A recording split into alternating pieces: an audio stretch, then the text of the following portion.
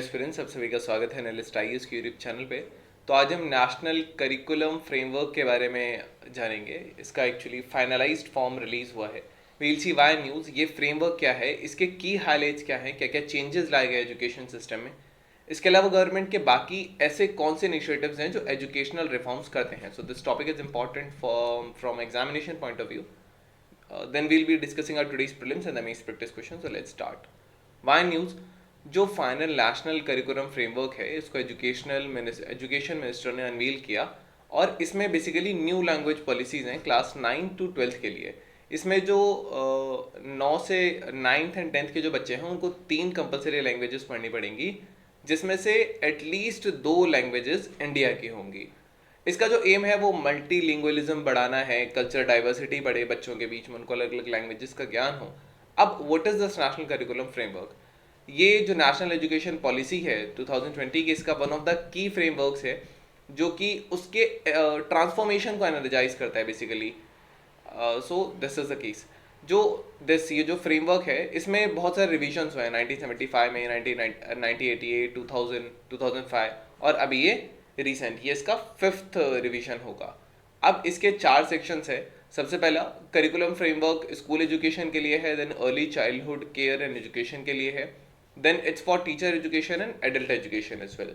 Now what is the objective?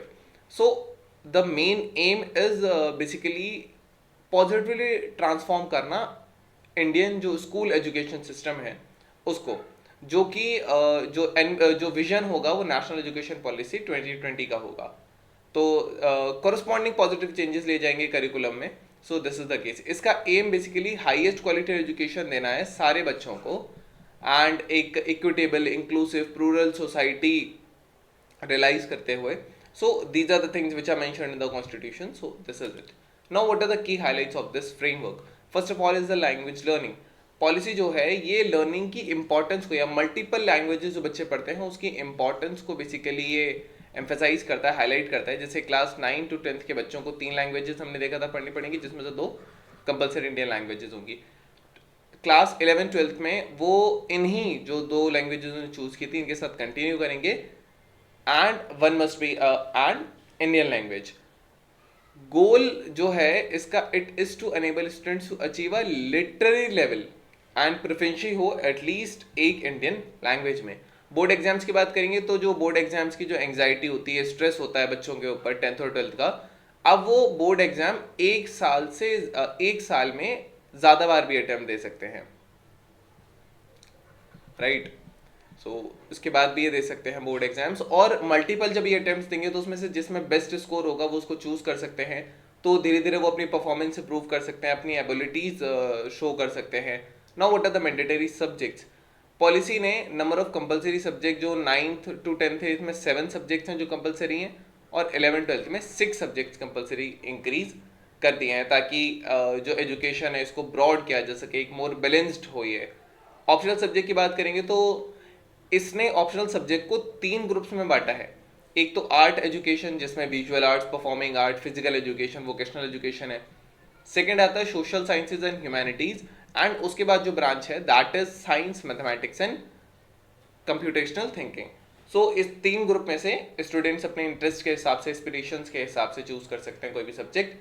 Curriculum भी flexible होगा। ये जो पॉलिसी है इसमें करिकुलम ज़्यादा फ्लेक्सिबल बना दिया गया है।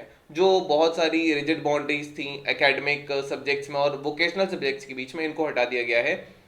सो स्टूडेंट्स अब अलग अलग सब्जेक्ट्स को मिक्स कर सकते हैं और मैच कर सकते हैं अलग अलग ग्रुप से लेकर के, और अपने खुद के पर्सनलाइज्ड लर्निंग पाथ वो बना सकते हैं।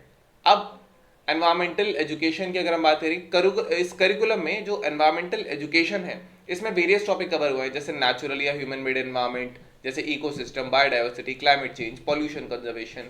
So these are the cases. And students को एंकरेज किया जा रहा है कि वो अवेयरनेस उनमें डेवलप हो, उनमें एप्रिसिएशन डेवलप हो, रिस्पॉन्सिबिलिटी का एक सेंस आए एनवायरमेंट के लिए थ्रू।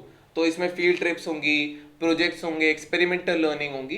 एंड एनवायरमेंटल एजुकेशन ये बेसिकली प्राइमरी और मिडिल स्टेजेस में इसको इंटीग्रेट किया गया है, प्लस एक सेपरेट इलेक्टिव सब्जेक्ट होगा ये सेकेंडरी स्टेजेस में।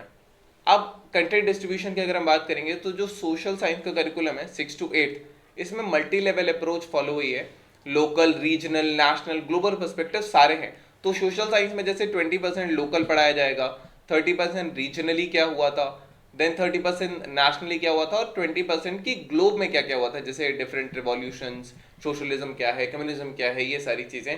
तो इस तरीके से बच्चों को एक डाइवर्सिटी पता चलेगी, और जो डिफरेंट सोशल ग्रुप्स हैं इनकी इंटरडिपेंडेंस क्या है, क्या क्या इनमें कॉमनैलिटीज हैं, या क्या क्या चैलेंजेस ये फेस करते हैं। देन 21st सेंचुरी की जो रिक्वायरमेंट है, ये जो फ्रेमवर्क है, ये स्टूडेंट्स को उसी हिसाब से प्रिपेयर करता है कि जो इसकी चैलेंजिंग अपॉर्चुनिटीज हैं बच्चे उसके साथ कोप अप कर सके। देयरफॉर इसका एम है जो टेक्स्ट बुक 3 to 12 तक है इनको बेसिकली अलाइन करना स्किल्स और कॉम्पिटेंसीज के साथ, जो कि बहुत ज़रूरी हैं फ्यूचर के लिए, जैसे क्रिटिकल थिंकिंग हो, क्रिएटिविटी हो, कम्युनिकेशन हो, देन डिजिटल लिटरेसी हो बच्चों में, ग्लोबल सिटीजनशिप का एक सेंस हो, ग्लोबल विलेज का एक सेंस हो। सो this is the case. Text book जो है ये कंटेम्प्रेरी इश्यूज या जो कंसर्न्स है सोसाइटी के उनको भी हाईलाइट या रिफ्लेक्ट करते हैं, जैसे कि जेंडर इक्वालिटी होगा, सोशल जस्टिस क्या है, एनवायरमेंटल सस्टेनेबिलिटी किसे कहते हैं, ह्यूमन राइट्स क्या हैं। So these are the cases. अब गवर्नमेंट के ऐसे कौन से इनिशिएटिव्स हैं जो और एजुकेशन रिफॉर्म्स लेके आते हैं? So you can mention national programme on technology enhanced drilling, then Sarva Shiksha Abhiyan है, प्रज्ञता है, मिड डे मील स्कीम है प्रमोशन के लिए, बेटी बचाओ बेटी पढ़ाओ, और PM Shri schools. Now we have a today's prelims practice question. National education policy 2020 replaced by a new pedagogical and circular structure. What is the new circular structure according to the NEP 2020? So कौन सा model है इसमें से? You can type down the comment section, then let you know if it's correct or not. Then we have our mains practice question. India faces challenges in providing quality education to its children and the youth. Discuss the importance of new education policy in the light of this statement. So this was all about today's video and session. I hope you understood well. Thank you. Have a nice day and stay tuned with the latest ideas for your better preparation.